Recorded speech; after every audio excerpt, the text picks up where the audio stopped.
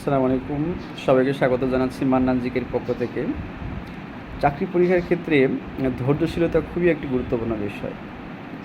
কেননা এখানে অনেকগুলি পরীক্ষা দিতে দিতে অনেকে হতাশা চলে আসে এবং একবার যদি ধৈর্যচ্যুতি ঘটে তাহলে ওই আগের মোড়টা ফিরিয়ে নিয়ে আসতে বেশ সময় লেগে যায় আর কি। এজন্য চাকরি পরীক্ষাতে অনেক ধৈর্যশীল হইতে হবে আর কি। আপনি যে কোনো পরীক্ষা দিলেই আপনি চান্স হয়ে যাবে, প্রিলি টিকবেন, রিট টিকবেন, ভাইভাতে টিকবেন, ফাইনালি আপনি জব হয়ে যাবে, বিষয়টা এরকম না। কারণ এখন এত বেশি কম্পিটিশান, অনেক বেশি কম্পিটিশান বর্তমানে। সুতরাং আপনাকে সেভাবে প্রস্তুত করতে হবে। অর্থাৎ আপনাকে অনেক বেশি ধৈর্যশীল হতে হবে। আর কোনো একটি চাকরি পরীক্ষা দিয়ে প্রতিটি পরীক্ষা থেকে কিছু শিক্ষণীয় বিষয় থাকে। কোনো একটি পরীক্ষা দিয়ে আপনি যদি ওখানে না টিকেন, পরীক্ষা দিয়ে এসে আপনাকে বুঝতে হবে কোন সাবজেক্টে আপনার দুর্বল। সেটি জেনারেল নলেজে, নাকি ম্যাথমেটিক্সে, নাকি ইংলিশে, নাকি বাংলায়। যে সাবজেক্টে আপনার বেশি দুর্বলতা থাকবে ওই সাবজেক্টে আপনাকে পরবর্তীতে আপনার বিশদ প্রস্তুতি নিতে হবে, ভালোভাবে প্রস্তুতি নিতে হবে আর কি।